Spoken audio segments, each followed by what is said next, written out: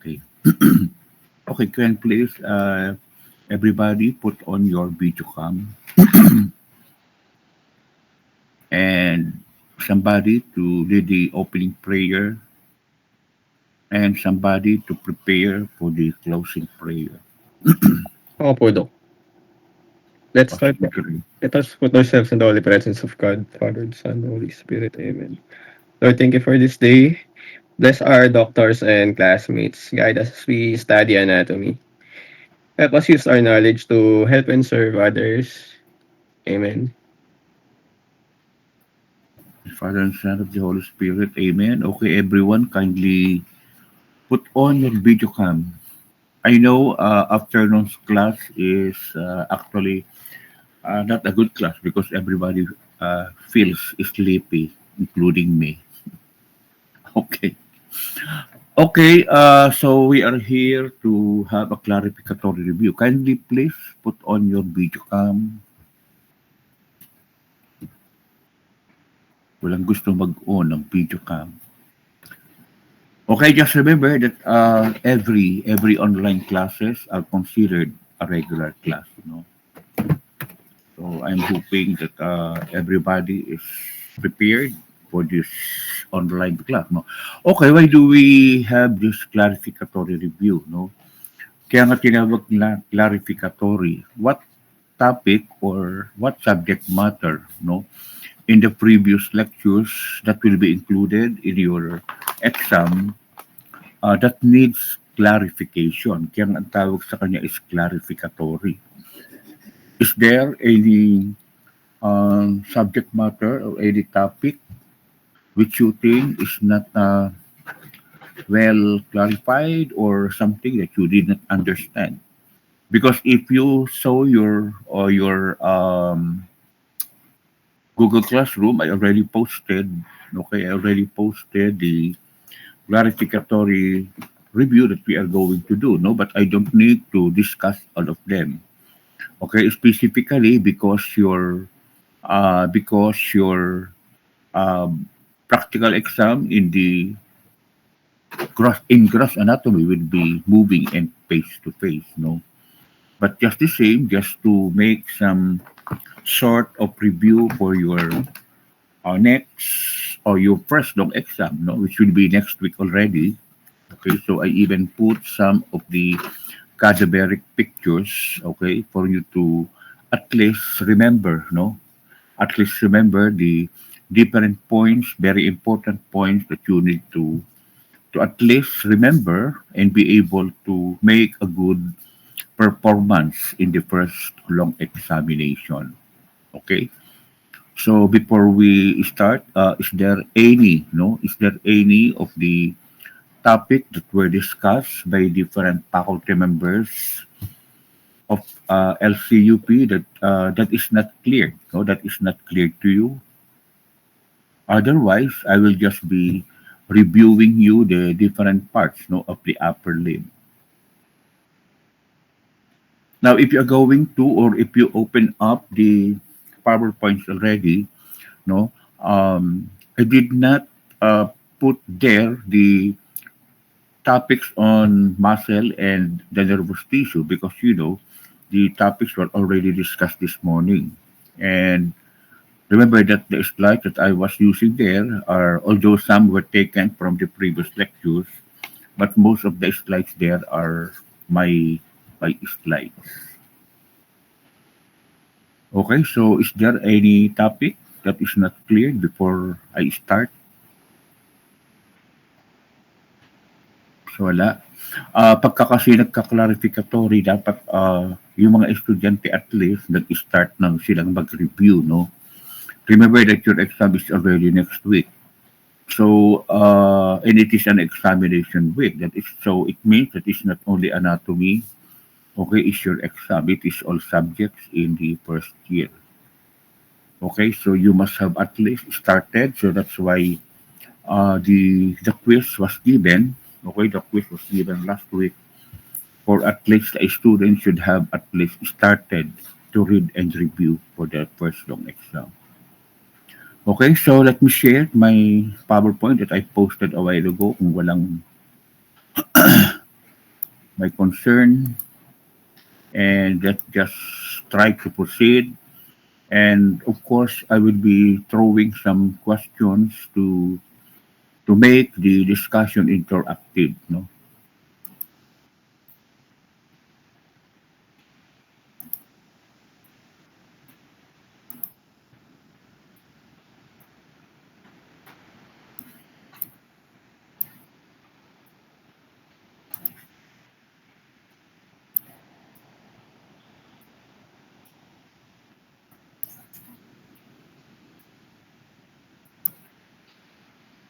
Okay, can everybody see this PowerPoint? Yes po, Doc. Okay, so take note of your clarificatory review this afternoon, which will be the coverage of your first long exam by September 24. So, of course, we are going to discuss first the first topic, which is about the gross anatomy. And remember that the subject matter involved in the gross anatomy is about, of course, the first topic that was discussed by Dean Chris, which is anatomy of motion. And then we have the bones and joints, okay, and then the muscles, and then neurovascular structures of the upper limb or the upper extremities. And then when it comes to histology, we discuss about the cytology and then the fundamental types of tissues, no? But just remove the skin in appendages, no? Because uh, I thought that I forgot to remove it because I thought that we have already discussed about the skin and appendages. So disregard because the discussion is only about the four basic fundamental types of tissues, which is the epithelium, connective tissue, the muscles, and the nervous tissue. Okay, so let's just begin with the review on the bones, no? So you're able to see all the bones last Wednesday during our first face-to-face class in laboratory last week, no? The whole day of Wednesday. So we said that when it comes to the bones of the bones of the shoulder will include your clavicle, okay, your scapula, and the proximal part of the humerus, no? So I already discussed to you during the plenary when I was trying to demonstrate about the different bones of the upper extremity on how are you going to differentiate the appearance when you are looking at the clavicle, okay, differentiating the different structures, looking at the anterior and the posterior portion of the upper limb. And how are you going to look at, okay, the two ends of your clavicle, wherein you have your sternal end and your acromial end, okay? So, anatomically speaking, your clavicle is a shallow S-shaped structure. So, this is the most fractured bone of the upper extremities. Not only in the upper extremities, but most likely the most fractured bone in every bones that we have in our body, no? After the nasal bone, no? Wherein the nasal bone is also one of the most fractured bone of our body. Okay, so we said that the clavicle is a shallow S shape consisting of two ends, the external end and the acromial end. And of course, you have two surfaces, the superior and the inferior surface.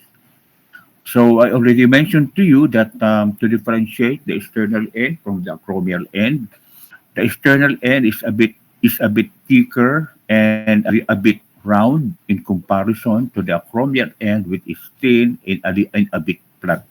Okay, so take note of the curvatures of your clavicle. Okay, wherein the middle third uh, is a bit of that curves. Okay, and it is the location or the site where most fractured is seen. Okay, when most of the fracture is seen in terms of the clavicle. So I said that the anterior part, okay, of the clavicle is the smooth surface, okay, and then the posterior surface is your rough surface of the clavicle, okay, where you will see some depressions and ridges, okay, for the attachment of some muscles and for the attachment of some ligaments, okay. So at the acromial end, okay, you have your trapezoid and the conoid tubercle, no? The conoid tubercle, the conoid tubercle, and then you have your trapezoid line, okay? And then, of course, you have also your subclavian groove. So this subclavian groove, or sometimes identified as the clavicular groove, okay, is for your subclavian vessels, no? And of course, at this portion of the posterior portion of your clavicle is also where you see your subclavius muscle, okay? So that depression here is for the depression of the different or for the subclavian vessels, the subclavian artery and subclavian vein. Okay, and then very close to the external end is you have an impression. So this impression that you have here is for the impression of the costoclavicular ligament. Okay, so we said that in your clavicle, the clavicle is involved for two types of joints, no? So you have your acromioclavicular joint, which is the articulation between the acromial end of your clavicle and, of course, the um, acromial process, okay, or the acromion of your scapula, okay. So giving you the acromioclavicular type of joint, and then you have on the on the medial end, articulating with your external end of the clavicle to give you the sternoclavicular joint. So that is the articulation between the um, external end of the clavicle, okay, and the manubrium, okay, and the manubrium of the sternum, okay. So this is your manubrium. And then, of course, you will see here also the articulation of your scapula to the posterior part of the ribs, no? So, which is considered to be an unreal, okay, an unreal type of joint. Because actually, there are no actual bone articulation between the um, subscapular or the ventral area of the uh, scapula to the posterior side of the ribs. Okay, so that is considered an unreal joint or unreal attachment between the scapula and the ribs or the posterior part of our thoracic area. Okay, so looking at the shoulder, okay, so you have your scapula here. And then I already demonstrated to you class during your first face-to-face classes, no? Identifying the different parts of your scapula. Okay, so please take note of the different uh, parts of the scapula. Wherein the scapula will be consisting of a costal surface, and then you have the posterior surface. So the costal surface is the smooth part of your clavicle that is attached to the posterior side of the thoracic region.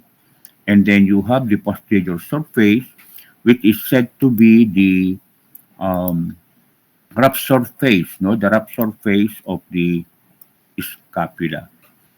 So looking at the posterior surface, okay, so take note that the scapula is consisting of two fossa, the supraspinatus fossa, and then you have your infraspinous fossa or the infraspinatus fossa. And then you will see that the two fossa, the supraspinous and the infraspinous, okay, is divided, okay, through your spine or your scapular spine, wherein the scapular spine, okay, is continuous with the acromion. So your clue here so that you will not be able to interchange, no, which one is the coracoid and which one is the acromion, process. The acromion process is that process of the scapula which is continuous with the spine of the scapula. Okay? So take note that I said that the body of the scapula, when you put it in the bright light, okay, it will show you that there is some form of translucency, no? The translucency of the body of the scapula. Okay, so this is the scapular spine, or you call it the crest of spine, and then you will see the head of the scapula. So this is the neck, and then you have the deltoid tubercle. Okay, so this is deltoid tubercle that is found in the scapular spine. Now, on the dorsal surface or the ventral surface of your scapula, so this is your scapular, subscapular fossa, wherein this is filled with your subscapularis muscle. And then, of course, you have your coracoid process here, wherein the coracoid process is continuous with the neck of the scapula. So this is your glenoid fossa or the glenoid cavity. Okay, so this is the um, this glenoid fossa or the glenoid cavity serve as this uh, socket. Okay, when you are talking about the type of joint of the shoulder, which is the shoulder joint or the glenohumeral joint. Okay, so when you say glenohumeral joint, the it is not very typical ball and socket joint because the shoulder joint is said to be weak, no? Because of the shallowness, okay? Because of the shallowness of the glenoid fossa or the glenoid cavity, the glenohumeral joint or the shoulder joint is said to be not a very strong joint, okay? So because of the shallowness of the glenoid fossa or the glenoid cavity, okay? So that will give you the glenohumeral joint, okay, which is being reinforced by different ligaments to make the shoulder joint stronger. Okay, so this is your scapula. Okay, so from the point of view of knowing the clavicle and the scapula, okay, you know already that the other bone that will be forming the complete set of bones of the shoulder will include the proximal portion of your humerus. Okay, so since my slide will be about the different joints of the shoulder, so what are the seven type of joints that will show you that you are looking at the shoulder? So the first joint is of course the vertebrocostal, no? Vertebrocostal joint. Okay, so this is the attachment of your vertebra with the costal, okay, with the subcostal part of your ribs. Okay, and then you have the costoesternal, okay, the costoesternal joint, and then you have the sternoclavicular, this is your number three. Acromioclavicular is number four. Number one is the vertebrocostal, and then number two is the costoesternal. Okay, and then number three is the sternoclavicular, and then number four, okay, acromioclavicular joint, and then number five is your glenohumeral or the shoulder joint, and then number six is the subacromial, and then number seven is the scapulothoracic type of joint. Okay, so these are the seven joints considered to be part of the shoulder girdle. So the thing that you need to take note class are what type of joints, okay, are your joints that are on every joint that you have in the shoulder. Okay, so please review the different types of joints. So when we say type of joint, okay, there are three major type of joints. What are the three major type of joints again, class? What are the three major type of joints? What is the first type of joint? Fibrous. Fibrous, okay, and then the second, Cartilage. cartilaginous, no? Not cartilage, cartilaginous, no? Cartilaginous, okay, type of joint. And then the third, Synovial. synovial joint, okay? So take note that as I said that your fibrous, no? What are the types of your fibrous joint? Huh? So you need to review the different types, no? Where does your gomposis fall? Pagka sinabi natin gomposis, what type of joint is an example of a type of gomposis joint? Class? Give me an example Yes, of po, a Doc. joint which is gomposis, So this is the articulation between the alveolar socket and your tooth, no? So that is a gomposis type of joint. Okay, and then when we say it is cartilaginous, okay, there are two types of your cartilaginous joint. What are the two major types of cartilaginous joint? Symphysis Hmm? and chondrosis. So you have your no, you have primary and the secondary. Okay, and then under primary, what are the different types of your primary cartilaginous joint? And differentiate what are the types of your secondary cartilaginous joint. Okay, so you need to review all of those specific type of joint class, no? I already mentioned to you on how to answer, no? Kunyari nasa practical exam kayo, no? Sa anatomy lab. So if you were given a joint, no? Then I told you how to answer, no?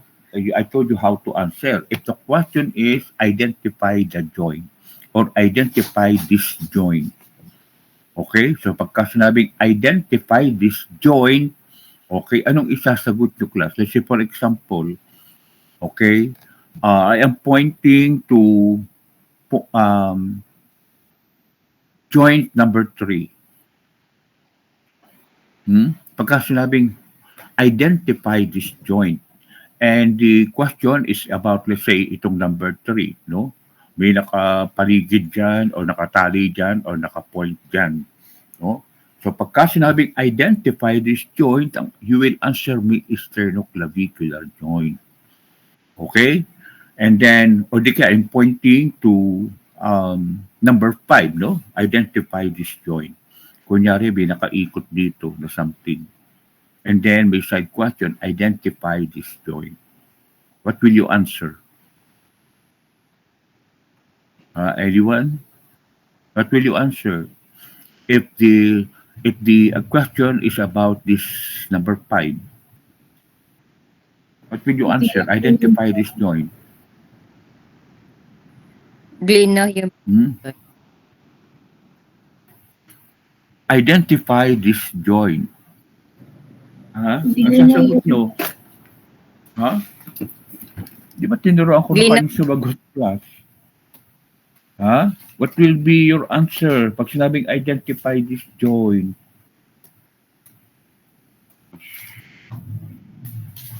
What will be your answer pag ang tanong ko ay identify this joint? What will be your answer? Class naman eh. I already taught you last Friday on how to answer. Pagka sinabing identify this joint, okay, kunyari itong number 5, nakapicture or nakatali, identify this joint. Ang isasagot ninyo, glenohumeral or shoulder joint. Kasi identify this joint. O kunyari, ang nakalagay doon sa side question, sa isa half sheet of papers, identify the type of this joint. What will you answer? Synovial joint po. Synovial joint, kasi nakalagay yung type of joint. Okay? So medyo nakukuha yung class, no? Kasi paulit-ulit ko na itong ini-clarify class during our plenary last Wednesday. And then kanina pa yung group, nagsabi din ako, and then now. So yung pagsagot class, kasi pagka mali na, if you got wrong answering the question, definitely, even though tama naman yung sagot ninyo na synovial, but ang tanong ko naman ay disjoint, no? Hindi ko sinabing this type. Kapag sinabing disjoint, nung ibig sabihin, anong joint yung itinatanong. Hindi, ang sagot doon is glenohumeral. Okay? And then, kailan magiging synovial joint ang sagot? Okay? Pag sinabing synovial joint ang sagot, ang tanong doon, identify the type of this joint. Merong nakalagay na type. Okay, kunyari, isa pang question. Identify the specific type of joint. Kunyari, itong number 5.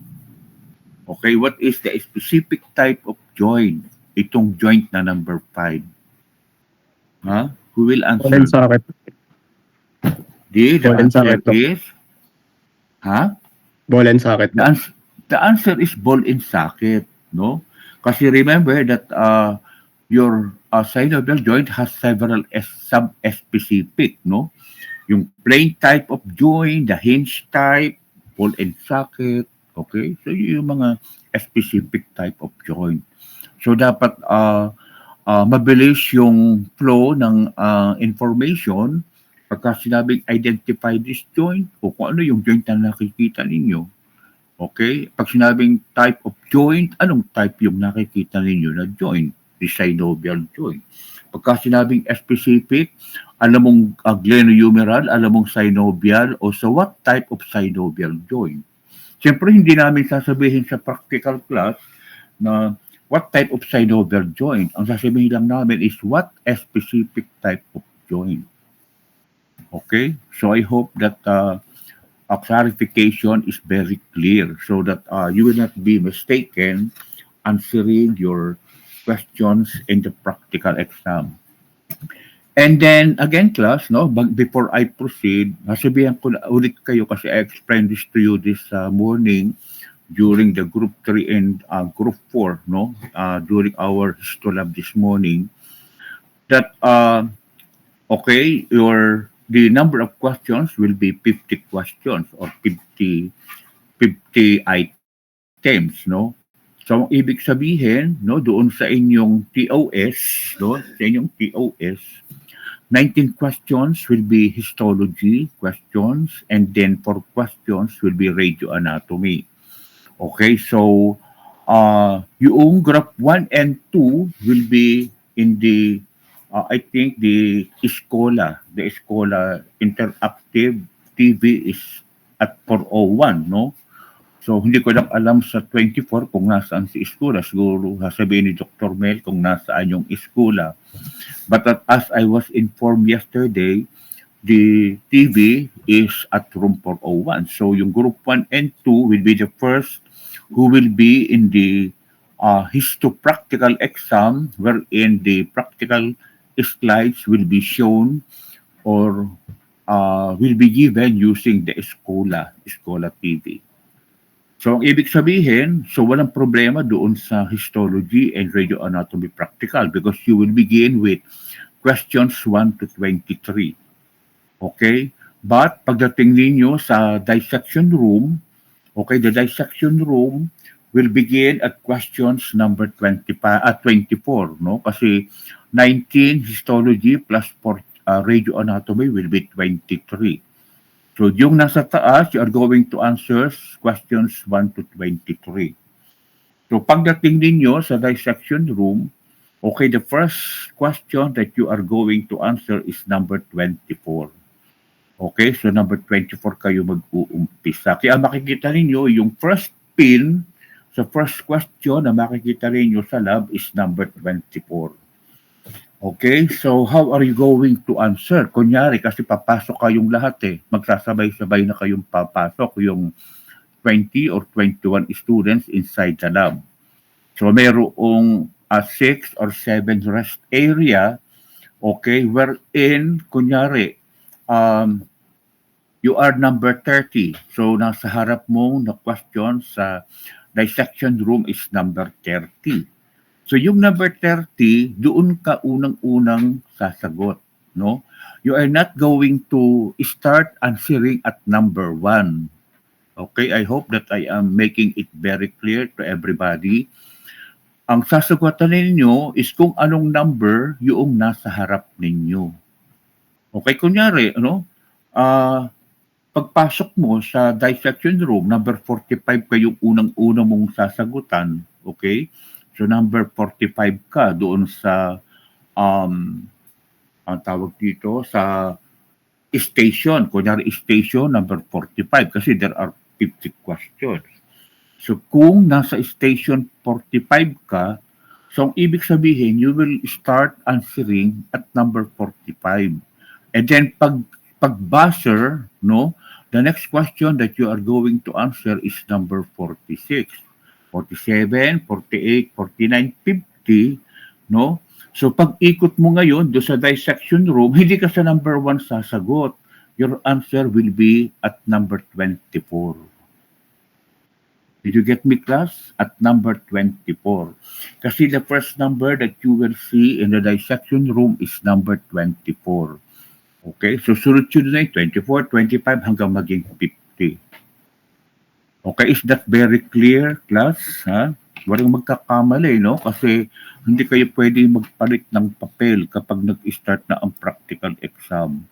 And you cannot even go back, no? Kasi sunod-sunod yun. Hindi kayo po pwedeng nag-buzzer at hindi mo natapos sagutan yung number in front of you, hindi ka pwede mag-stay for the next buzzer kasi magugulo na yung flow ng practical exam. Kaya kung hindi mo alam yung sagot doon sa kunyari number 35, hindi mo alam ang sagot, leave it blank, no? Kasi pag ikot mo uli, pag buzzer, no, kung number 35 yon, ang sasagutin mo na number 36. Okay? So is it very clear, no? You're always the first number that you will begin with in the dissection room is question number 24. Kaya yung estudyante na kunyari unang-una yung isang estudyante, no, pagpasok niya ng dissection room, number 50 agad siya, no? Number 50. So ibig sabihin yan yung last number sa anatomy room. So dun ka tatakbo ngayon kung nasaan yung first question, which is your first question is number 24. Okay? Hanggang makaikot ka at makarating sa question number 49.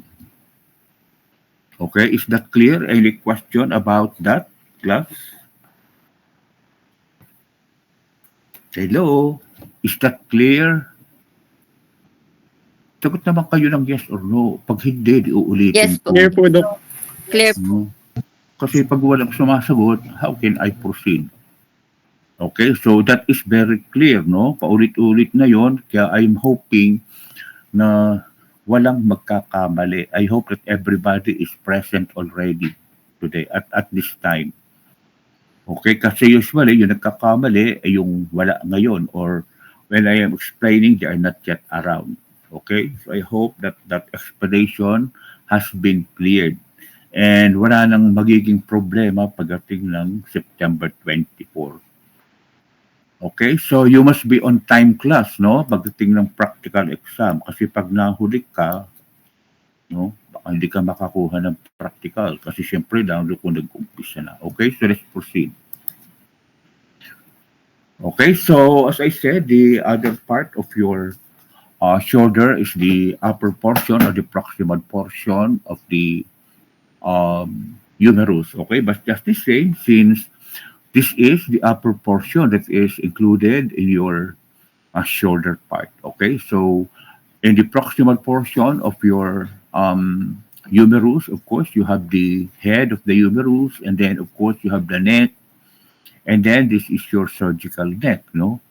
And then you have also your greater tubercle, and then you have your lesser tubercle, and then you have your intertubercular or the bicipital groove.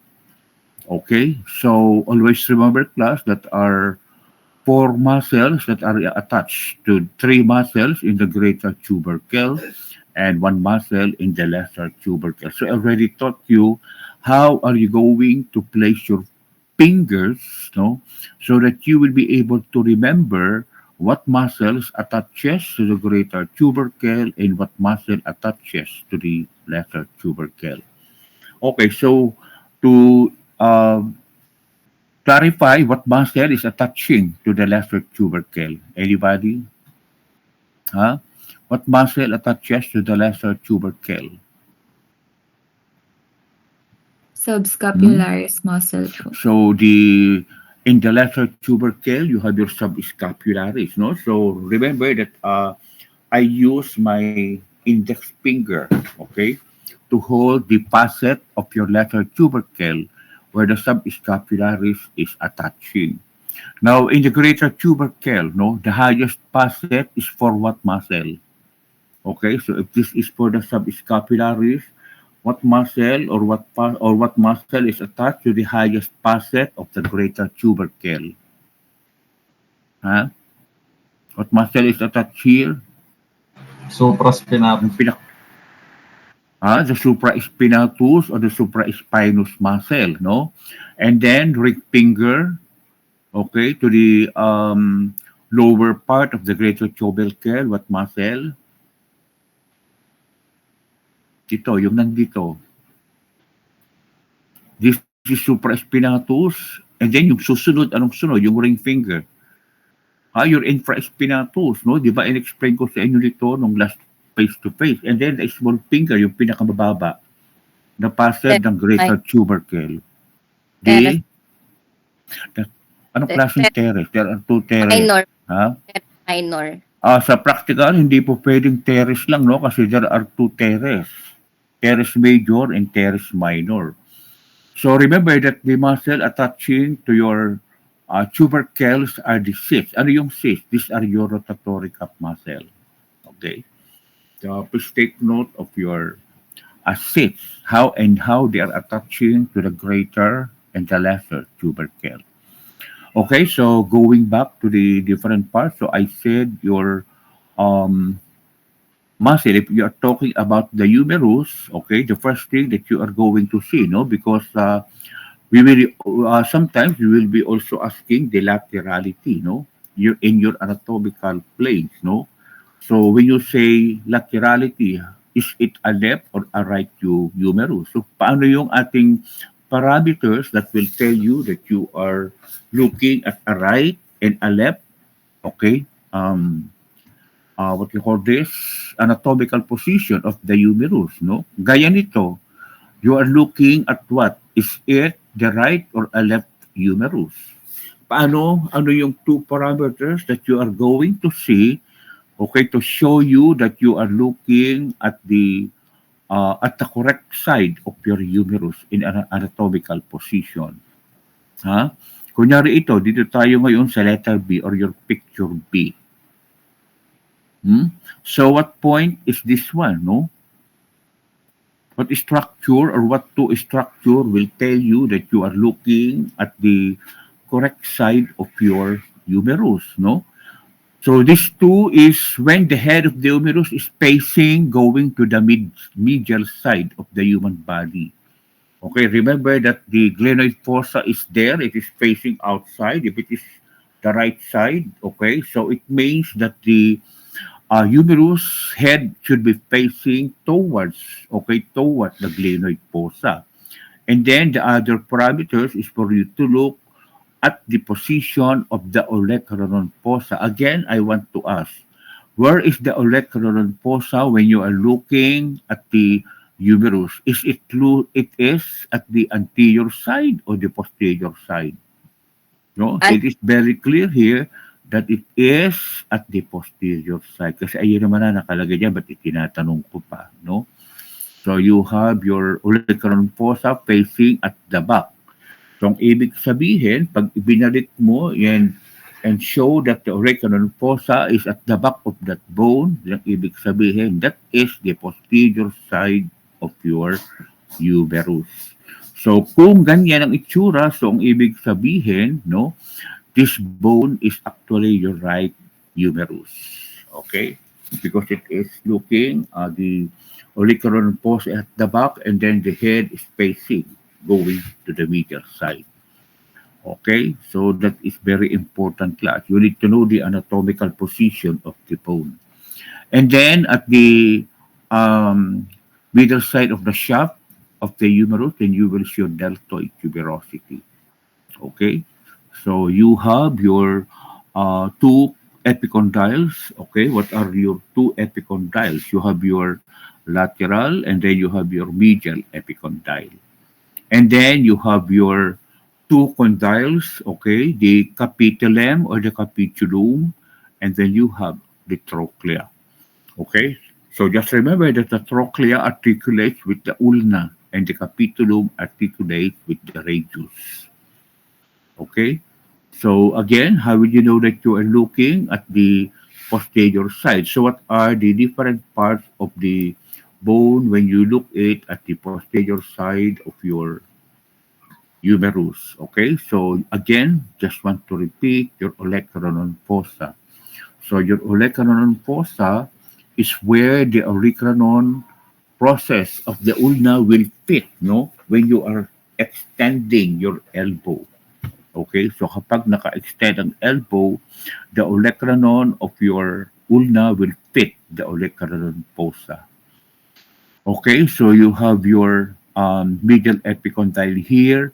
So in your medial epicondyle is where the flexor muscle group will be attached. Okay, the flexor muscle group of the forearm will be attaching to the medial epicondyle. And then you have here the lateral epicondyle where your extensor group of muscles of the forearm and of course the anconeus muscle will be attaching. Okay, so that is how are you going to look at the different parts of your humerus. Any question up to this point? Class? Hmm? No question? No clarificatory? Any clarification needed? None po. Okay, so in here, just to show you the different types of, or what are the different joints that you have in the elbow. Okay, what type of joint is the elbow type? What type?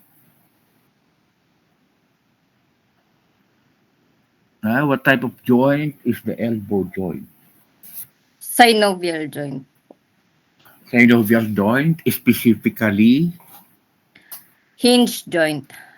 Hinge. hinge type of joint. Okay, the other name of hinge is ganglimus. No, the other name for hinge is the ganglimus. Okay, so remember class that there are three types of joints in the elbow. Okay, so you have your humero-ulnar, the articulation between the humerus in the ulna, which is a synovial type of joint. Okay, and specifically a hinge and a ganglimus type of joint. So this is the attachment or articulation between the trochlea of the humerus and articulate with the olecranon of your ulna. Okay, so this is hinge type because it is capable of flexion and extension movement. Okay, so other joint, which is a pivot type of joint, also synovial, okay, is the humeroradial. So this is the attachment of the capitulum or capitulum of the humerus to the head of the radius. Okay, so this is a pivot. When you say pivot, it is capable of rotation, flexion, and extension. And then you have the arthrodial type, no? Arthrodial type of joint, which is your proximal radioulnar joint. So this is the articulation between the head of the radius and articulating with the radial notch of the ulna. Class, when you are answering about the radial notch, no? So if it is the radius, you have the radial notch of the ulna. So ibig sabihin, that radial notch of the ulna is found at the ulna. Okay? And then kapag naman radius yung bone, so ibig sabihin, ulnar notch of the radius. Okay, is that clear? So kapag ang bone ay this one is your articulation between the proximal radioulna, no? So if your ulna, no, in your ulna you have your radial notch here. Can you see? So you have your radial notch here in your ulna. So ang ibig sabihin, that is the radial notch of the ulna because it is the radius that is attaching to the radial notch of your ulna. Okay? And then pati naman sa radius, The notch here that you see is the ulnar notch of the radius. Okay, ulnar notch of the radius. Okay, and then of course take a look at your supracondylar ridges. Okay, so take a note of the supracondylar ridges. You have the medial supracondylar ridge, and then you have your lateral supracondylar ridge. Okay, so any clarification about this slide, class? So if you're looking at your elbow joint, okay, the typical joint that you have here is your humero-ulnar. Okay, so that is the typical joint of the elbow, humero-ulnar.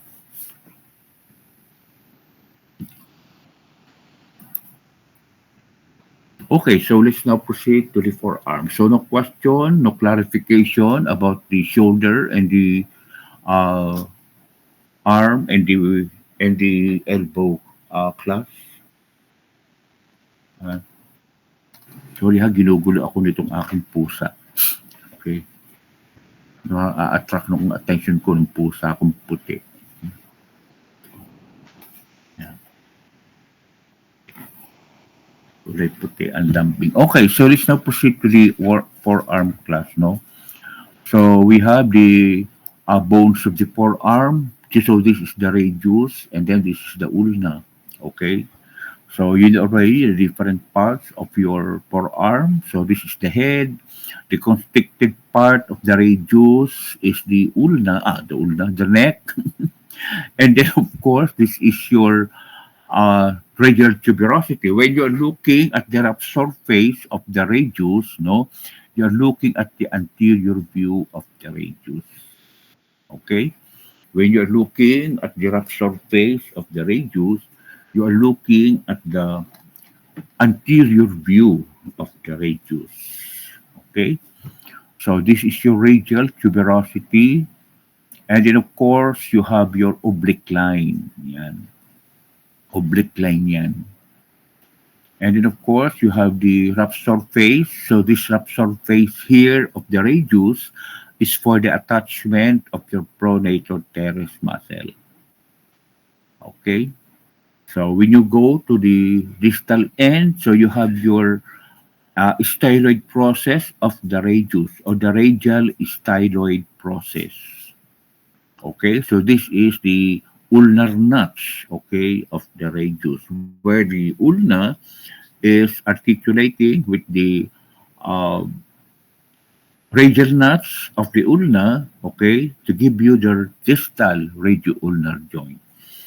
Okay, and then if you're going to look at the ventral portion of your radius, you will see two facets, no? So the first facet is for the articulation of your scaphoid, okay? So this scaphoid is very close to the styloid, okay? So do not forget it because this is the most lateral bone, no? The most lateral bone of the wrist area or the wrist region. So that is your scaphoid. And then the next is the facet, okay, for the articulation with your lunate, okay. So this is very important class. And then of course you have your dorsal tubercle, okay. So this is your dorsal tubercle. Okay, then this point is the interosseous border, no? So this interosseous border is where your interosseous membrane will be articulated with the interosseous border of your ulna. Okay, so that is your radius, anterior view. And then you have the olecranon, I mean the ulnar, no? Ulnar bone. So when you're looking at the ulnar class, no, the anterior view is when you see your trochlear nuts facing you, no? Pag sa iyo nakaharap yung trochlear nuts of the ulna, then that is the anterior view and also it is the rough surface of your ulna. Okay? So, paano mo malalaman that you are looking on a left or on the right, no? Like for example, this one, no? You look at the ulnar styloid process or the styloid process of the ulna. Okay, and then of course take a look at the different, okay, the different part that you have on the proximal part of the ulna, wherein of course you have the olecranon process, and then this is your trochlear knot, and then this is your coronoid. So please be careful with coronoid and the coracoid. Okay, again, I repeat, the coracoid is part of the scapula. Yan yung ikin-clarify ko sa inyo last face-to-face class, no? Do not be mistaken, no? Kapag coronoid, no, coronoid process, ito yung nasa baba ng trochlear nuts, no, which is a part of the ulna. Kapag coracoid process is one of the process of the scapula. Okay? So huwag magkakamali dun, class. No, again, you have the radial nuts of the ulna. Okay? Radial nuts of the ulna. And then, of course, you have your anterior surface. No? Yan ang anterior surface. Okay? Then you have your styloid process of the ulna. Okay? So you have also the facet. Okay? So this is for the articulation of the articular disc. Okay? Looking at the distal view. Okay? The distal view of your ulna. Okay? So that is, take note, the tuberosity, ulnar tuberosity or tuberosity of ulna. This is radial tuberosity. Okay, so this is the forearm bones. Any question or need to clarify at the forearm bones, class?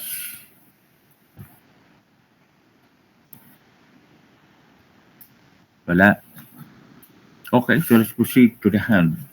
Okay, so when you are looking at the posterior, let's say, how are you going to differentiate? Diba? Sabi ko sa inyo, how are you going to differentiate looking at the palmar side and looking at the dorsal side?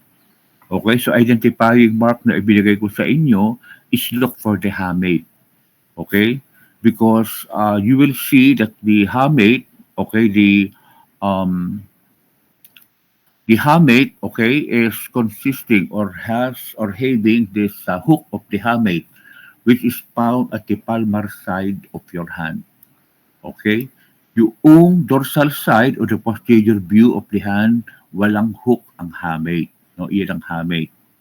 Okay? So that's why I told you that if you want to differentiate, okay, how would you know that it is the posterior or the dorsal view of the hand, and how would you know if it is the palmar or the ventral view of the hand? So ang ibinigay kong hint sa inyo is to look for the hamate. Okay? Kasi the hook of the hamate is found at the palmar side of your hand. Okay? So to identify the different bones, okay, so we know that the in anatomical position, no? So you're looking at the dorsal view, no? So remember that in the anatomical position, the palm should be facing forward and the thumb is on the lateral side. Okay? It is on the lateral side. So if you are going to identify the different bones looking at the dorsal view or the dorsal view or the posterior view of the hand, so it means that the scaphoid is the most lateral among your carpal bones. Okay, and then after your scaphoid, which is the most lateral in anatomical position, you will see your lunate. Okay, and then the trichotrum, and of course you have your pisiform. Okay, yung pisiform is nandun sa kabila, hindi siya masyadong kita dito sa dorsal view. And then, looking at the distal row of your carpal bones, okay, so you have the most lateral, which is the trapezium, which is the TZ, trapezium, trapezoid, capitate, and then you have your hamate. Okay? So yung green is the distal row. Okay? And then, how to name your hand bone, okay, from the thumb, you have your first metacarpal, second, third, fourth, and fifth. Okay, and then you have your phalanges.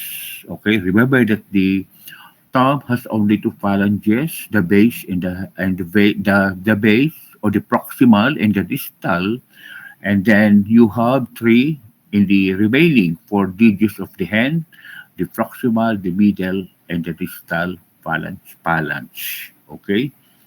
Now, for your metacarpal bone, you have the base, the shaft, and the head of the metacarpals. Okay.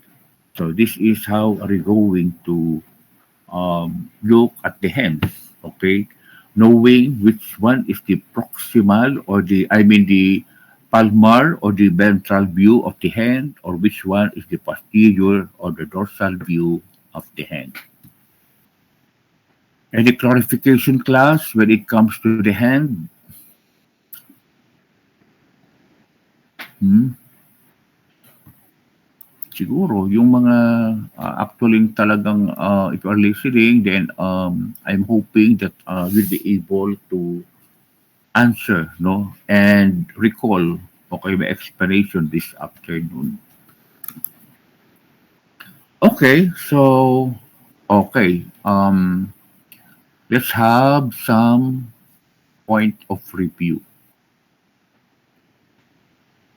Okay? Identify the structure pointed. So, ganyan yung makikita ninyo sa practical exam ninyo, class.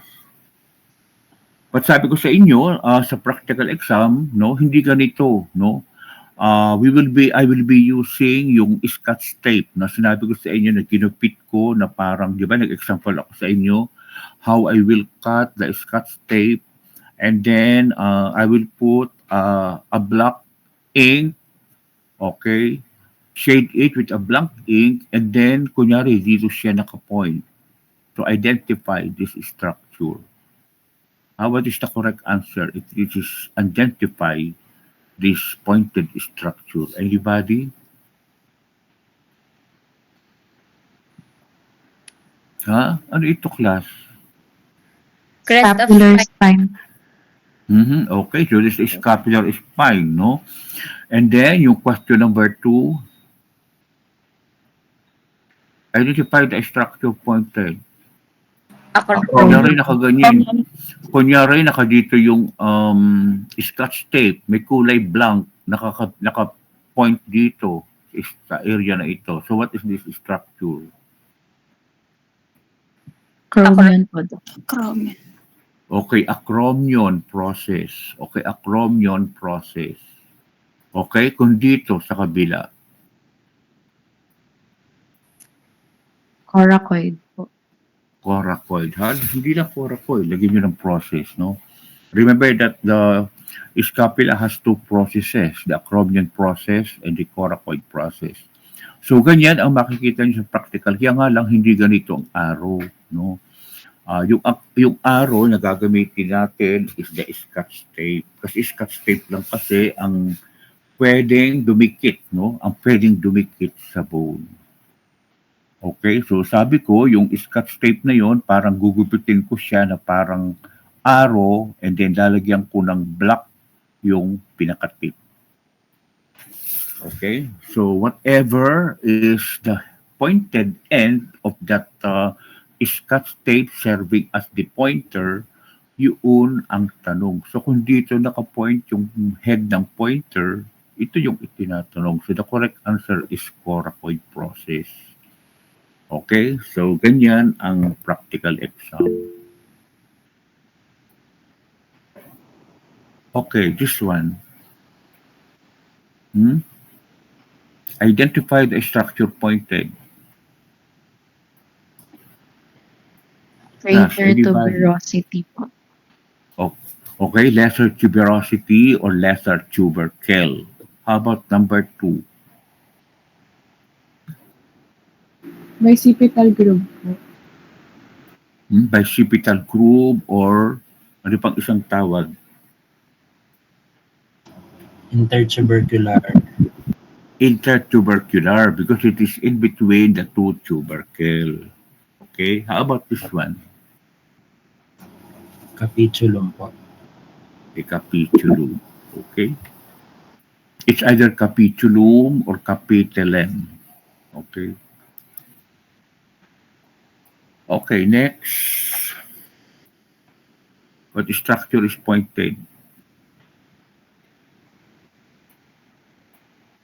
Hmm? Identify the structure pointed. Trochlear This notch is of ulna. trochlear nuts ba yan? Olecranon po. Olecranon. Olecranon process. Olecranon process. No? Ito ang trochlear nuts. Okay, sa ano ngayon to? Kunwari dito nakapoint. Coronoid process. This is coronoid. Coronoid ha, hindi coranoid. Ha? So this one, kunyari dito siya nakapoint. Radial notch. Radial nuts of the ulna. Ha? Ulna. Radial nuts of the ulna. Okay? So kunyari dito.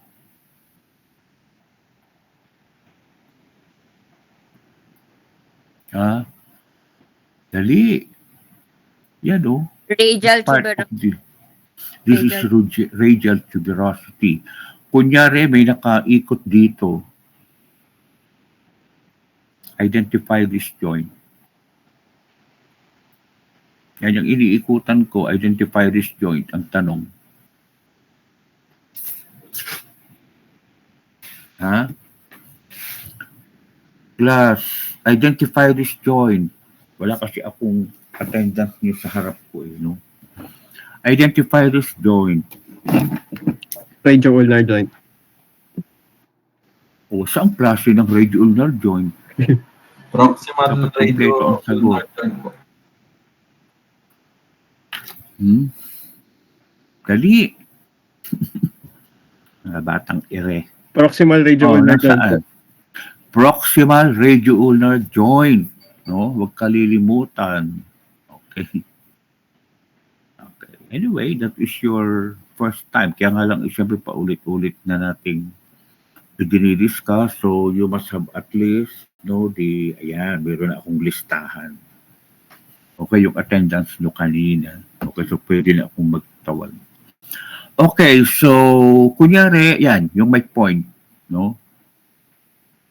Paano nyo makikita? A5 po. Pagka sinabi ko sa inyo na is this identify palmar or dorsal hand? Palmar po. Palmar. Okay, bakit palmar?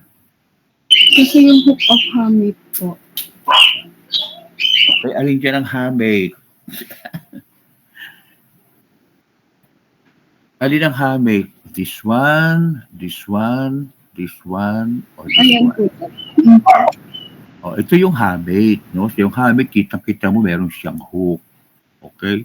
So this is the palmar side of your hand. Okay? So next is to know whether it is the which one is the lateral, no? So this one is the lateral side because of your thumb. Okay? So you are correct. This is the scaphoid. Okay? So that is how are you going to answer. Na meron na kayong practice test.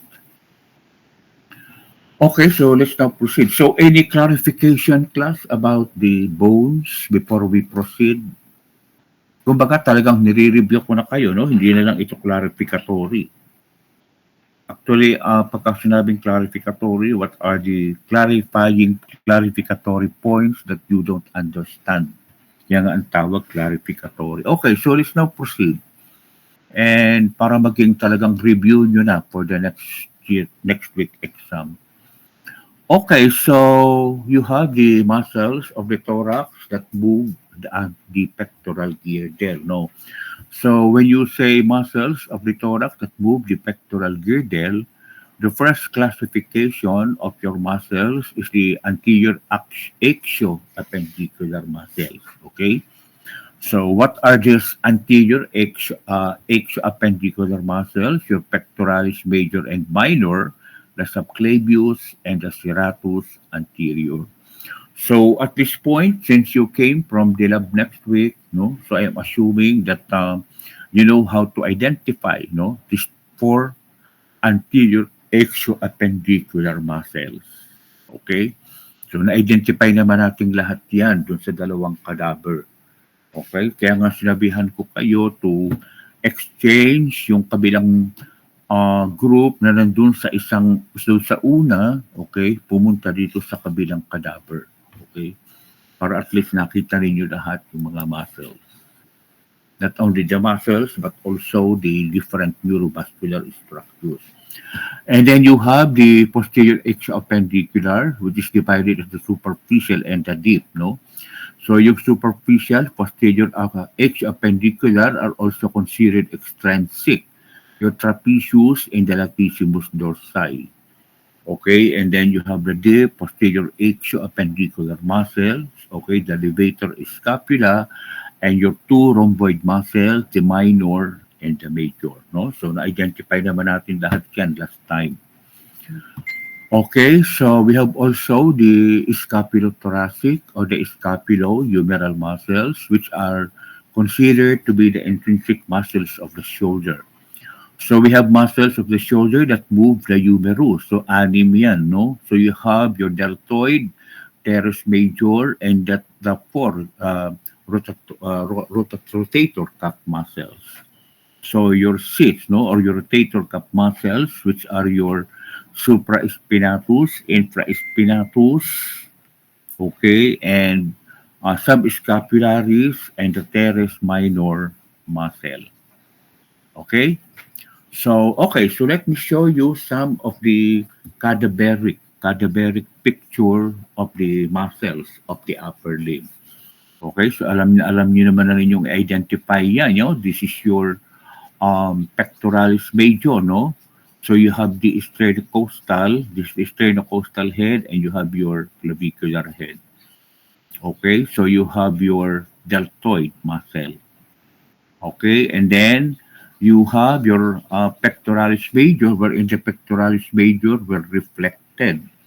Okay, so you are able to see the content of the clavipectoral triangle, no? The clavipectoral triangle. The clavipectoral triangle class is the site that is between the clavicle and the pectoral muscle. Kaya ang tawag clavipectoral triangle or the clavipectoral groove. So there are some structures that are being transmitted, and one of them is your lateral pectoral nerve. Yan ang lateral pectoral nerve. Yang anong i-lift ninyo yung pectoralis major, okay, merong nerve na nag-a-attach, no, na ayaw, if it was preserved, nakadikit siya doon sa inner portion ng pectoralis major. So that is your lateral pectoral nerve. Okay, so ito yung medial pectoral nerve class, and then this is your pectoralis minor. Okay, so makikita ninyo yan yung axillary nerve, axillary artery, no? So this axillary artery, if it pass beyond your remember that the pectoralis minor, okay, is the reference muscle that will tell you the different parts of your axillary artery. So yung part ng axillary artery, the moment it pass beyond the lateral side of your pectoralis minor, what happened to your axillary artery? Your axillary artery becomes brachial artery. Okay, so please take note of this one. Okay, so these are the different shoulder muscles that you see in this picture. Okay, so when you look at the back, okay, so this is your trapezius. Okay, that is the deltoid. Okay, and then you have your triceps, okay, the long head of the triceps brachii.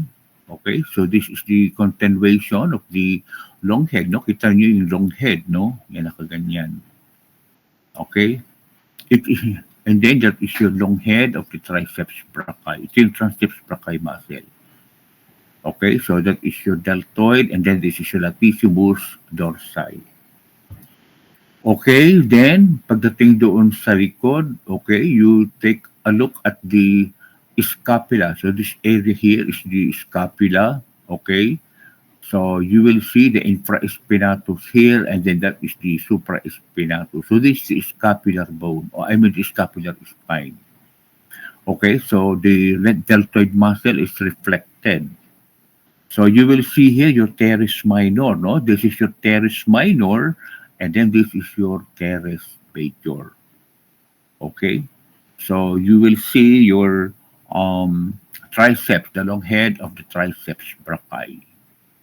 Oh, rhomboids, no? Yung nasa taas, minor, and then yung nasa baba, major. Okay? So, that is your other scapular muscles of the shoulder. Okay, so we still have here.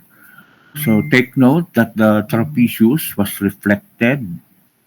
Okay, so the trapezius muscle was reflected to give you a good view of your supraspinatus. Ayan. Okay, so that is your supraspinatus, and then this is your infra, and then this is the spine of the scapula. Okay, yan yung infraspinatus.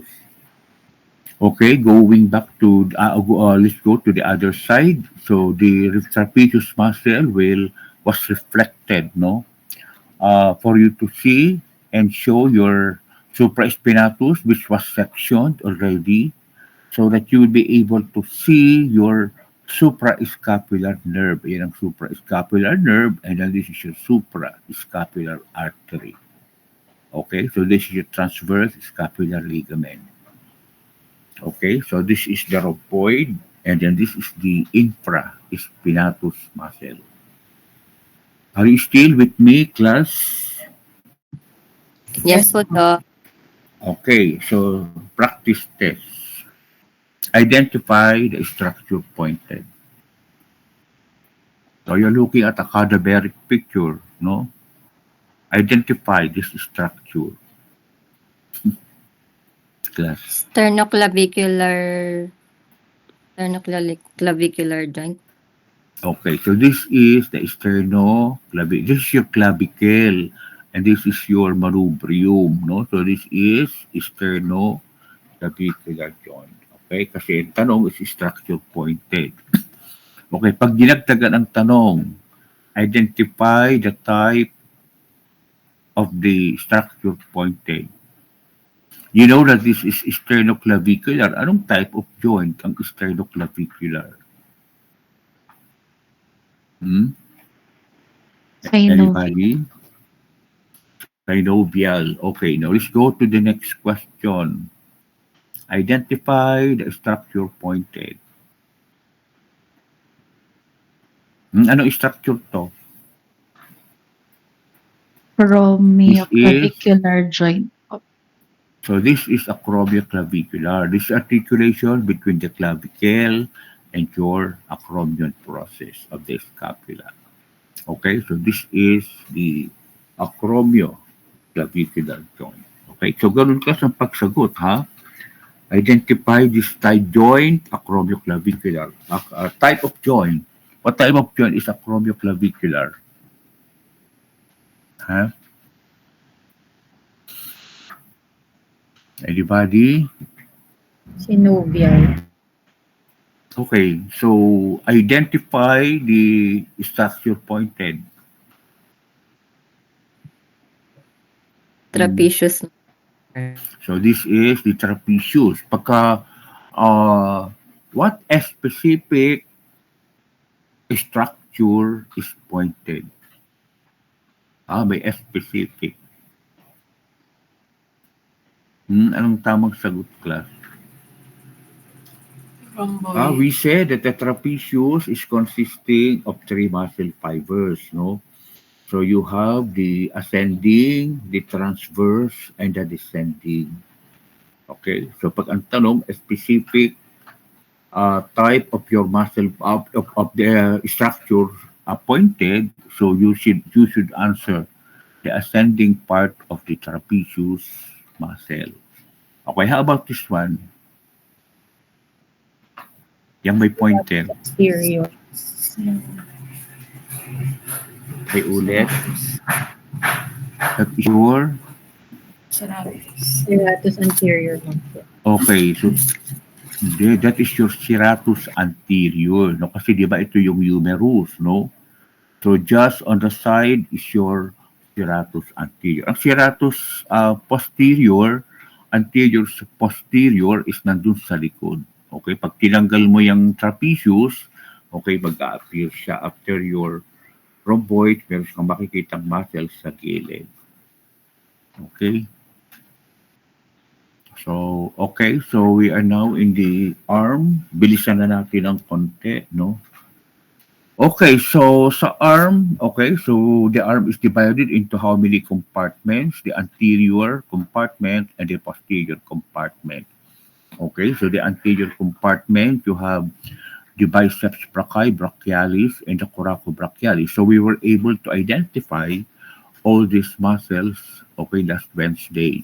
And we're able also to identify the triceps brachii and the anconeus, no?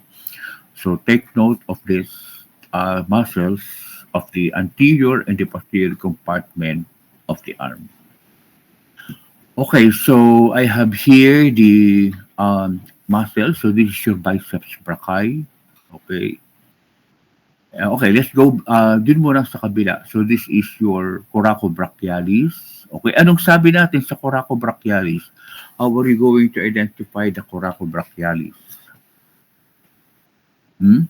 Sa coracobrachialis, there is a structure that is piercing. Okay, there is a structure that is piercing the coracobrachialis. What is that structure that is piercing the coracobrachialis? Huh?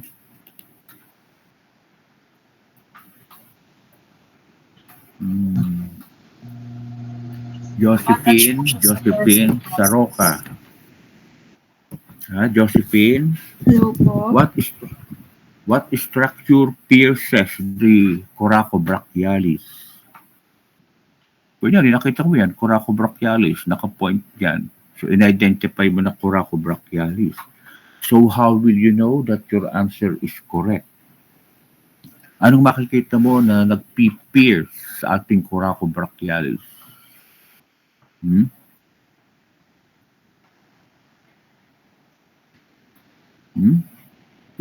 Angel Rose Pineda. Ano ang nag-pierce class sa coracobrachialis? Anybody? Musculocutaneous nerve. The musculocutaneous nerve. So pag nakita ninyo yung musculocutaneous nerve, that is coming out of the substance of the coracobrachialis. So coracobrachialis yun.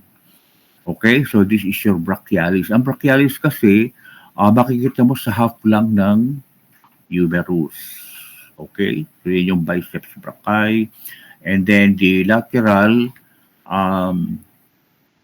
boundary of the cubital fossa, which is your brachioradyalis. Okay? Okay, so ano yung medial boundary ng cubital fossa class? Anong medial boundary ng medial cubital fossa? Medial cubital fossa. Cubital fossa. Bianca Santos.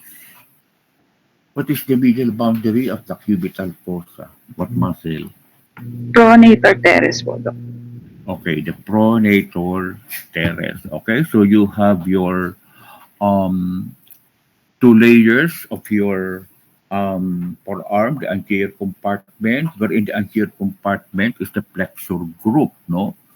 So you have the superficial muscles of the anterior compartment, pronator teres, which is the medial boundary of the cubital fossa, the flexor carpi radialis, palmaris longus, and the flexor carpi ulnaris. Okay? So remember that some books will identify that the intermediate, which is the flexor delitorum superficialis, is identified as part of the superficial.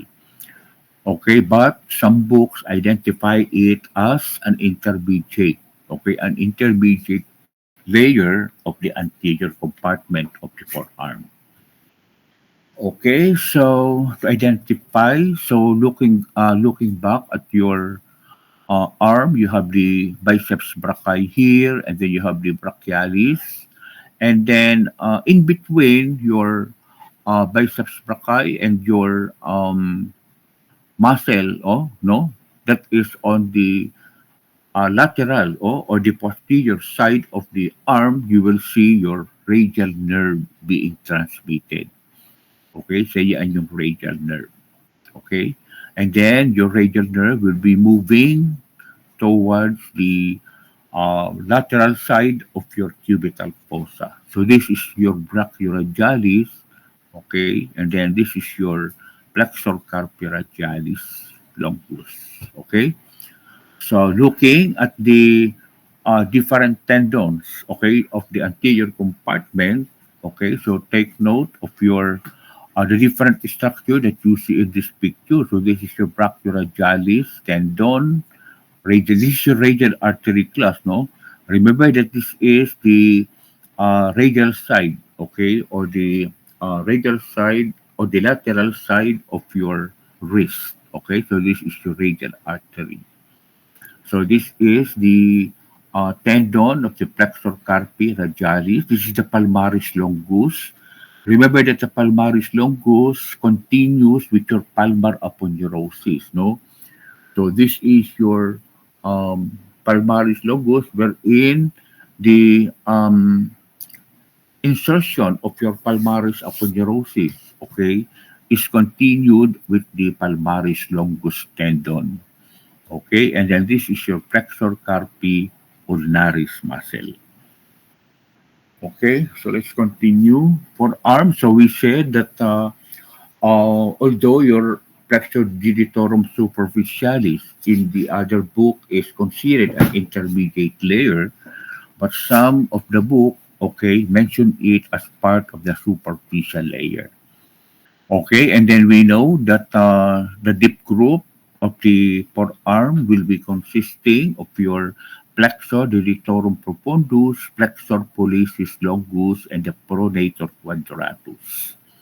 Okay, so this pronator quadratus, I think I identified this with you last time, wherein the pronator quadratus is the pronator muscle, no, which is seen as a quadrate, no, quadrate shaped muscle at the distal end of your very close, no, to the wrist of your forearm.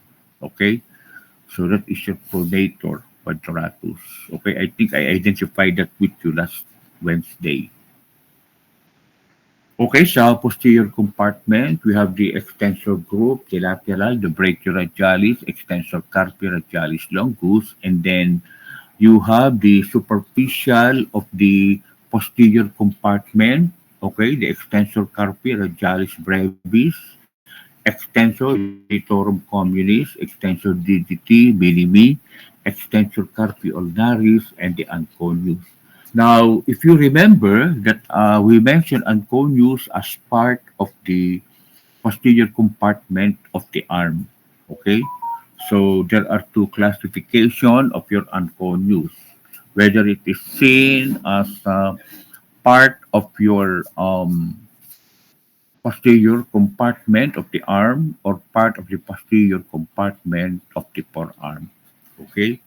So please take note of this one. Okay, so let's identify, okay, some cadaveric picture. Okay, so that is your extensor carpi ulnaris, extensor digitorum, and then extensor digiti minimi. Okay, so in here I told you that you are going to see tendons of your extensor digitorum. Okay, at the dorsum of your hand. Okay. So I told you this, no, last meeting. So this is your extensor retinaculum. Do not forget your extensor retinaculum here.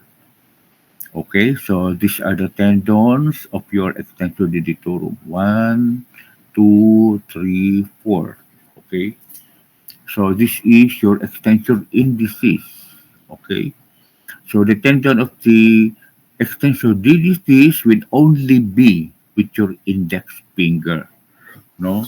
Kaya nga siya ay extensor indicis. Okay, so yan yung ating extensor dilatorum.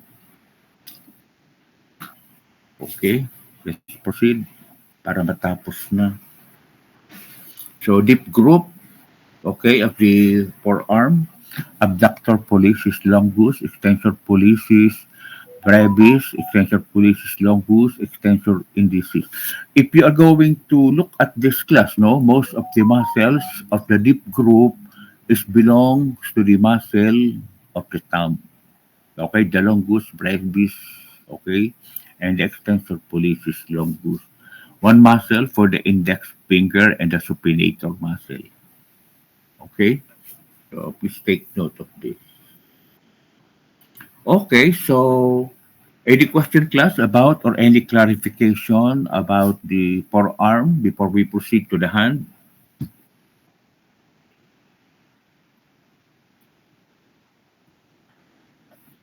Class, any clarification? None so far po, Doc. No, okay. Class, hindi na ako mag-break ha. Dire-diretso na tayo para tapos na. Malapit ng ilang slides lang naman yung histo. Now, yung other histo slides, class, that I did not added here, okay, please go back, go to the PowerPoint that I posted this morning, yung histo lang.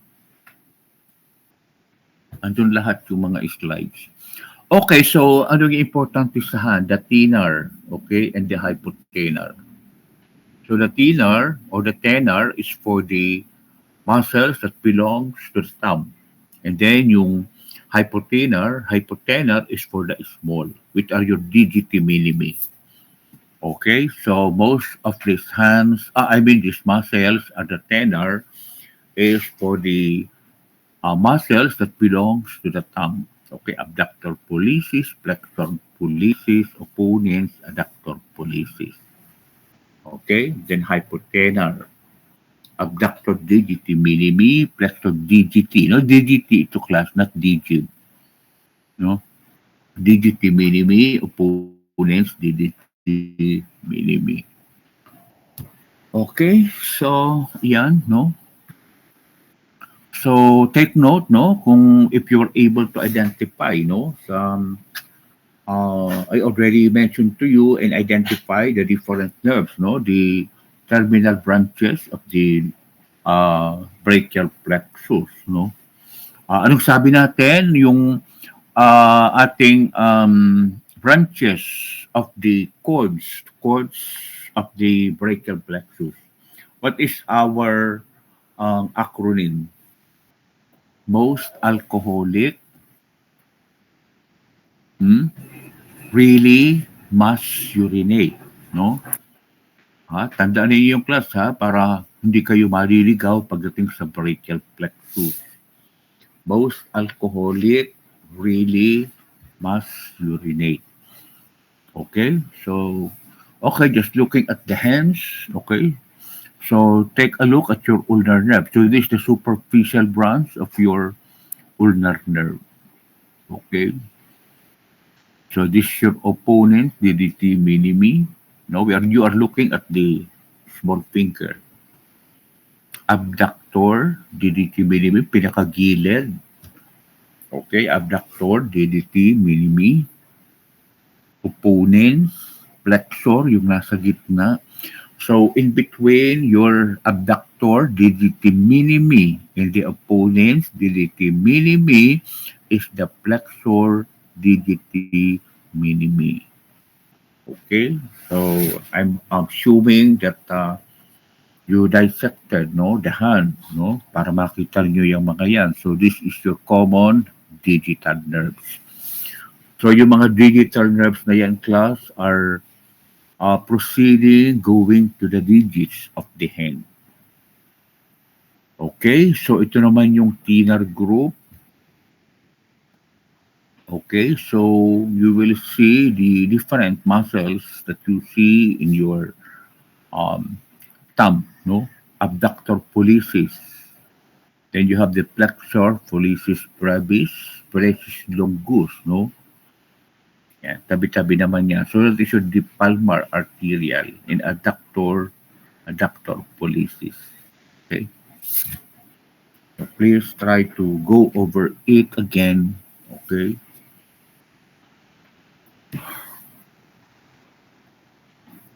Okay. So ito yung picture na ito kanina. This is also the same picture that I showed you a while ago. Okay, just remember the different intrinsic or the small hand muscles, the lumbricals, interossi, no, and your palmaris brevis. Okay, so remember that the palmar interossi are 3 and the 4 dorsal interosseous muscle. Okay, okay, so yan.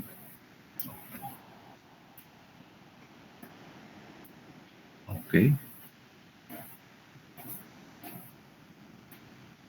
Okay, so hindi ka na masyadong alig sa lumbar plexus, no, lumbar brachial plexus, no? Just I told you that the cord, when you are looking at the cord, you take note of the most alcoholic, okay, most alcoholic really must urinate. Okay, so if you're going to see, you're looking at the, okay, this is your this is your brachial plexus, no? You know the origin, the C5, C6 up to T1, and then after the core, after the roots, then you have the trunk, and then you have the division, and then you have the cord. Okay, so just take note, no? Specifically, I told you that you must learn how to draw your brachial plexus. Maski kayo ay nakapikit ang mata, you know how to draw your brachial plexus. Okay? And then we identified one by one, no? We identified one by one the different vessels that you see, okay, in the axillary area, no, of our cadaver in Talag. Okay? So you were given and was able to see the different parts of the vessels, neurovascular structures in the lung. Okay, so I already showed you even the axillary artery, no? The orientation of axillary artery with your axillary vein. Okay, itinrace natin nung hindi natin ma-identify yung ating axillary artery, anong ginawa natin? We trace axillary artery coming from the brachial artery. No? Itinrace natin siya pataas. Okay, doon sa isang cadaver near the door. Okay, so that's why we were able to trace the axillary artery. Okay. So always remember na yung nerve na always very close, no? Very close to your brachial is the median. Okay? Yan ang median. Okay, so please try to recall again. No? Okay, so let's proceed. Okay, so yan yung very simple drawing of your brachial plexus. Okay, C5 and 6, C6 pagdugtungin, C7 wala, C8 and T1 pagdugtungin. And then diretso, and then diretso yung C5 and C6, and then maglagay ng sangay isa. Okay, mag-drawing ng diretso para yun yung continuation ng C5 and C6. And then diretso na line from the C7, and then also diretso ng line ng C8 and T1. And then anong gagawin nyo class? Mag-drawing ng, okay, pagdugtungin. Ayun, posterior. Okay, and then from the gitna, mag-drawing ng isang naka-curve. O, di ba, ang dali class? And then, pagdating sa dulo, kung ito ay pa-curve, ito naman ay pabalik. Okay? So, mag-drawing kayo from there. Sa diretso, na galing sa C5 and C6. And then, sa gitna ng C7 and C8, mag-drawing ng pa-curve. Okay? And then, pa-curve dito sa kabila. Kumbaga, yung drawing na ginawa ninyo dito, pabaliktad naman dito sa kabila. Okay? O, di ba ang dali, no? So, at the middle of your, between your two division, okay, and the terminal branches, okay, mag-draw. Yung sa taas, isa. So, yan yung lateral pectoral. Okay, doon sa posterior cord, 3. 1, 2, 3. Yung kasunod, 1, 2, 3. Okay. Di ba class? Andali. Now, yung superior trunk naman, mag-draw. Okay, may 2 branches kasi yun. And then, ang roots, meron namang 2 branch. The dorsal scapularis at saka long thoracic. Okay? So, all the rest, okay? Okay, most alcoholic really must urinate. Diba? Okay? So, try to look and practice this drawing class para madali lang. Okay? Okay, so gawin nyo na mamaya pagkatapos natin. Huwag na yung examination week kasi meron pa kayong physio at biochem. And remember that anatomy exam is in between. No? Nasa gitna ng physio and biochem ang anatomy. Okay, so yan yung mga different structures to remember class, no? So try to recall, remember that there are 2 very superficial veins, the cephalic and the basilic. Okay, the cephalic is passing on the lateral side while the basilic is in the medial side.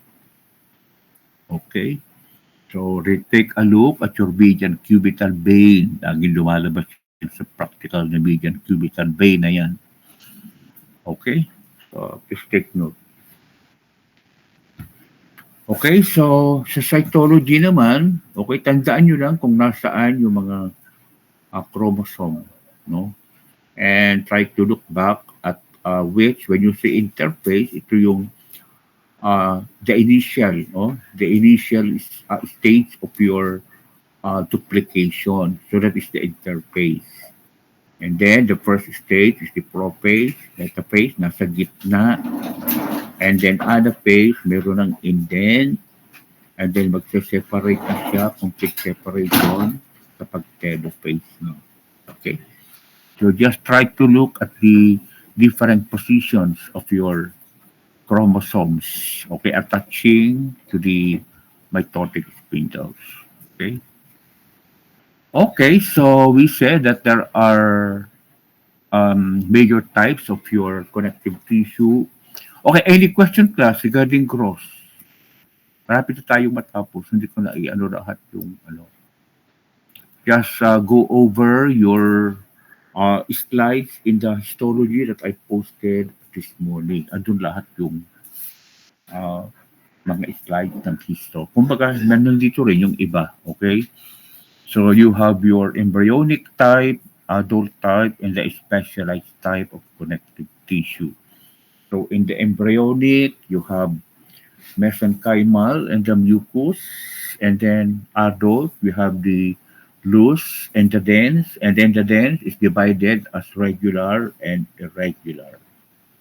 Okay, and then specialized connective tissue, nandyan yung blood, andyan yung bone and cartilage.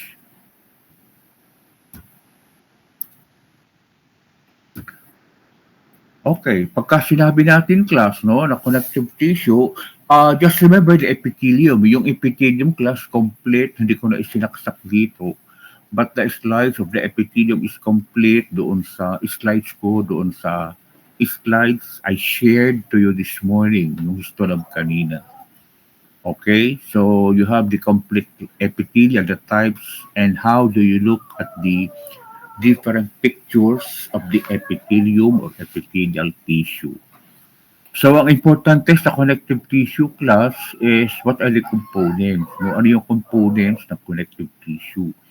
Okay, you have the connective tissue cells, connective tissue fibers, and then of course the ground substance or the extracellular matrix.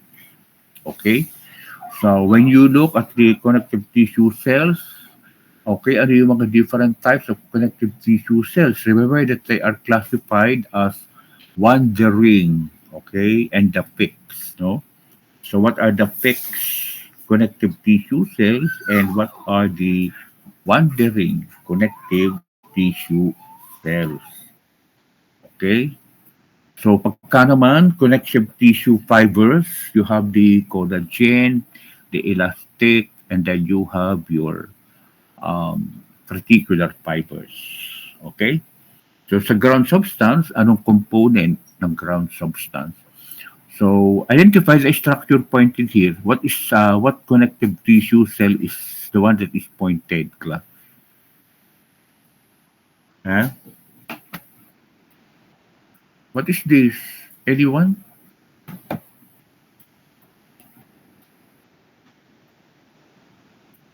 Pagod na kayo, class? Charles Bagat. Ano yung nasa black arrow? Are you around, Charles? Nandito po, Doc. Ito po. Ito. Yan naka-arrow na black. What is that? You are looking at the connective tissue. So pagka nasa connective tissue, paano ito?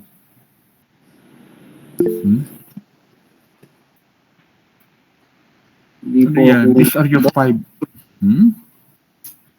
fibroblast o fibrocyte? Anong difference ng fibroblast o fibrocyte? Fibrocyte po, Doc.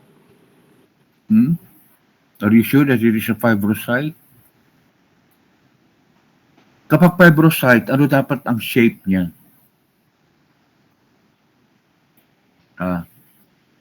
Anong shape niya kapag fibrocyte?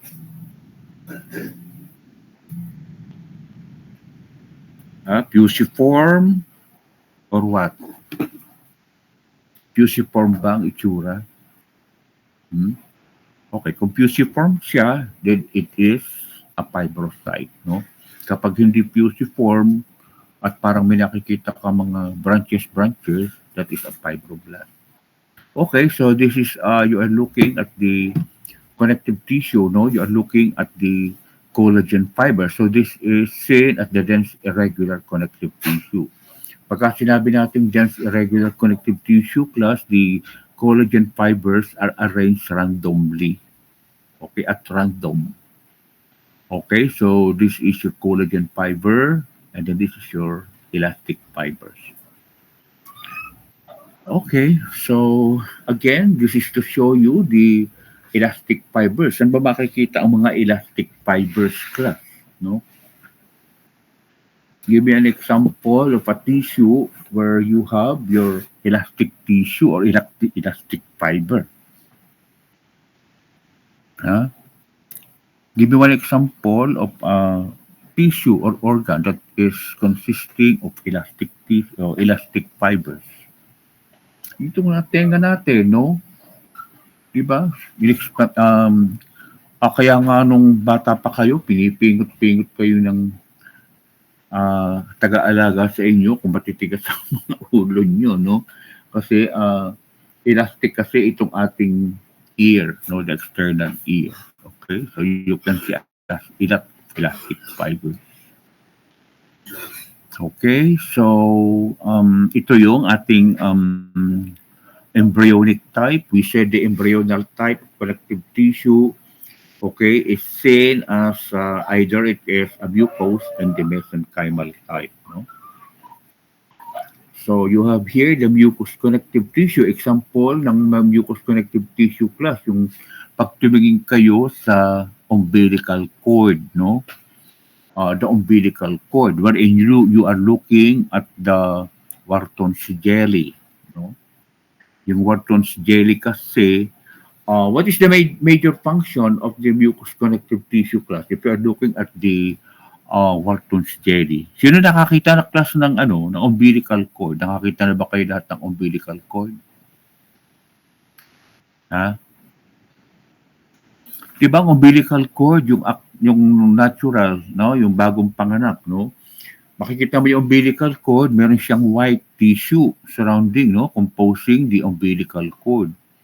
The white structured hair is the Wharton's jelly, and the main function of the Wharton's jelly is to protect the umbilical cord from kinking, para hindi mag-kink, no? Remember that inside the umbilical cord are umbilical vessels.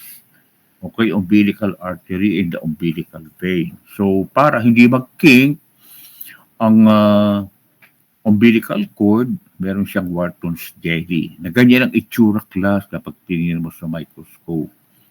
Okay? So, this is the smooth muscle and then this is the mucous connective tissue, yung kulay puti. Okay, then when you're looking at the dense irregular connective tissue, no, you are looking at the skin, no? So you will say that this is the skin kasi meron siyang keratin. This is what is the lining epithelium of the skin? Class. Joy Sebastian. Ano yung nakikita mo ditong epithelium? Keratinized layer, Doc. Itong pinupoint ko. What I'm asking is, kunyari, ito, identify the structure pointed. Wala yan. Nakalagay epithelium. Identify the structure pointed. Pseudostratified.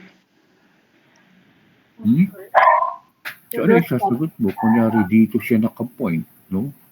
May pointer dito sa area na to. Identify the structure pointed. Pseudostratified keratinized epithelial tissue. Okay, so stratified squamous keratinized epithelium. Okay, so pag dito, identify the structure pointed, dito naka-point yung pointer, what will be your answer?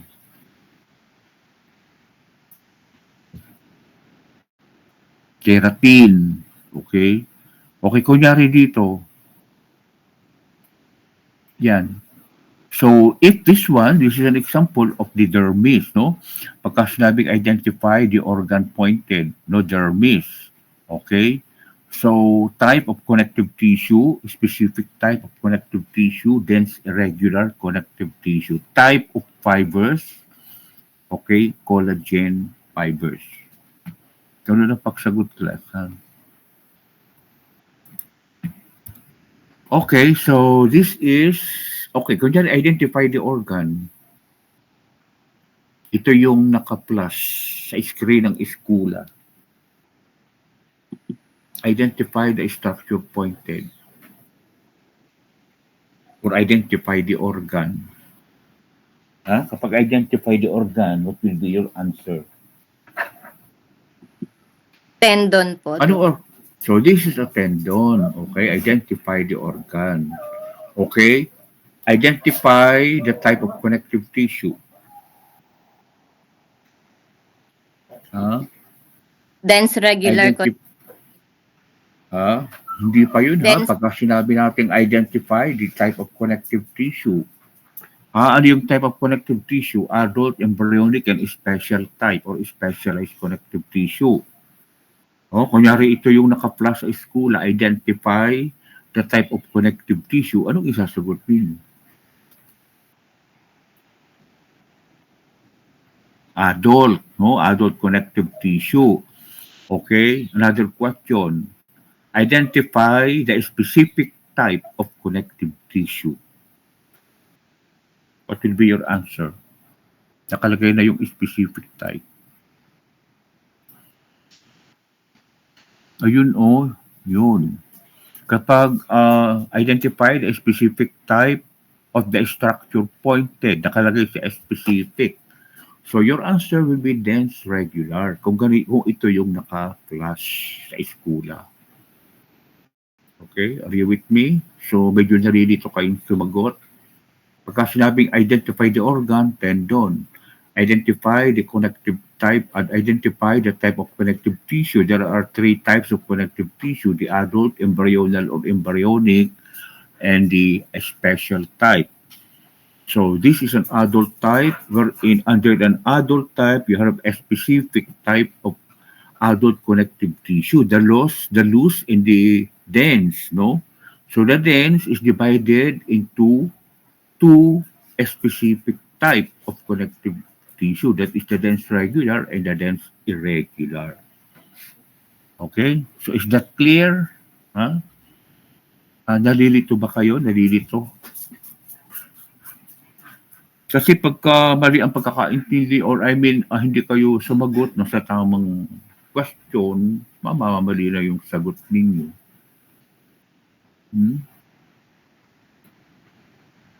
Is that clear? May kailangan bang i-clarify pa before we proceed? Malapit na tayong matapos. Any clarification sa tamang pagsagot ng question?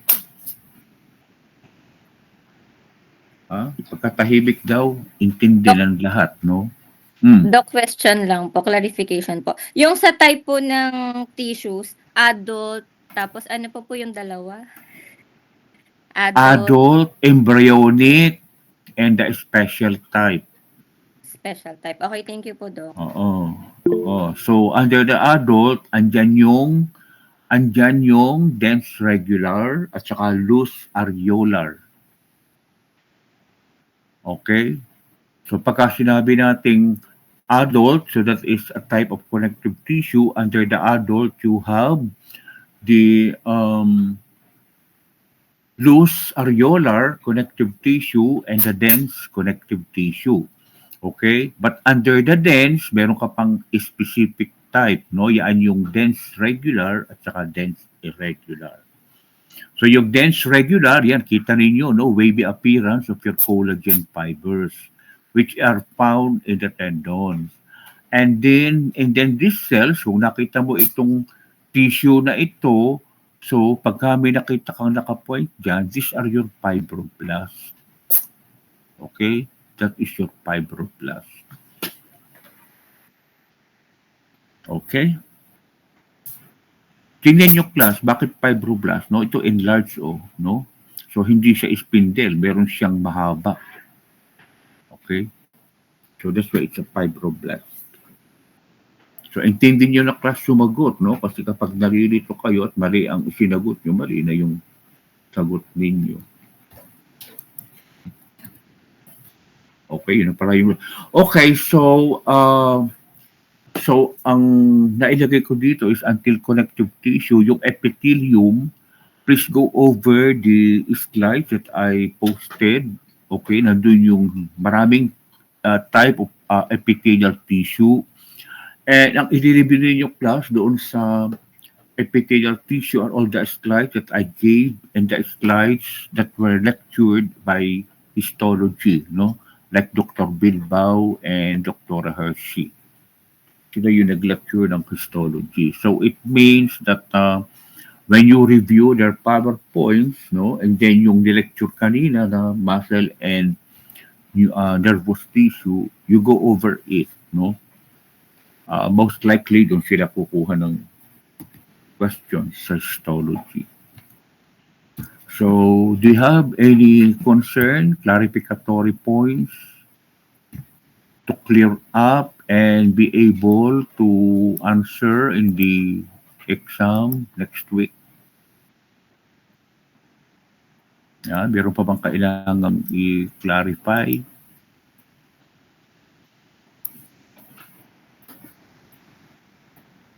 Class?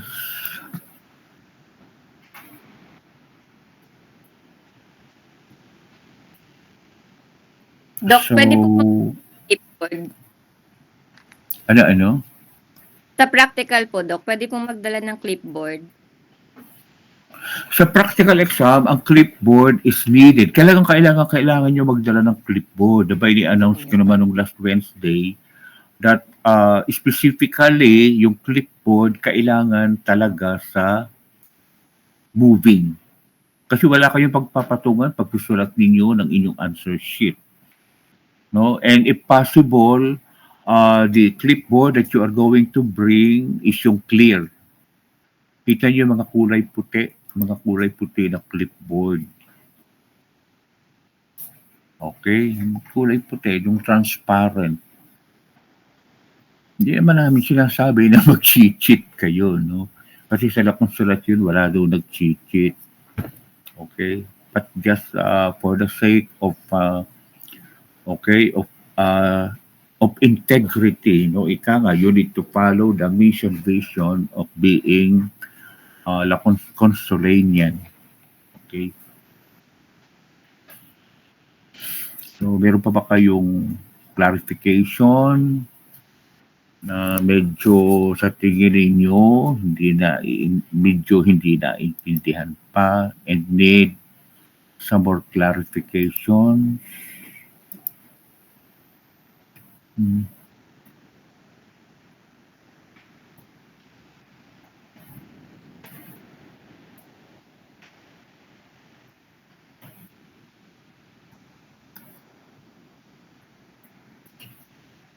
Meron pa.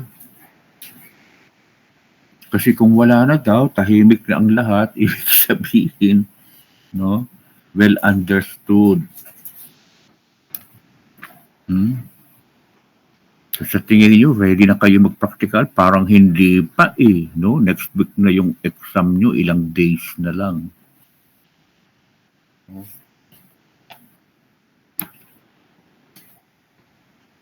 Face-to-face yung exam ninyo, ha? Hindi na pwede magbigay ng online exam.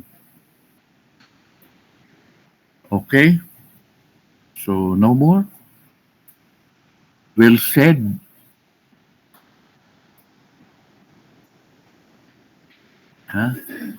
Okay, so kung wala na, so I will not hold you long para makapag-rest din naman kayo. Maghapon tayo nagle-lecture. Pati ako maghapon din halos, no? Okay? So wala nang clarifications, class? Okay, kung wala na, so that will be all for this afternoon. I-post ko naman na yung clarificatory reviews. I said, yung epithelium, muscle and nervous tissue, just go over the slides that I gave and posted this morning, yung histology lab. Okay, so kung wala na, I will let you go. Okay, so kung wala na, please do the closing prayer.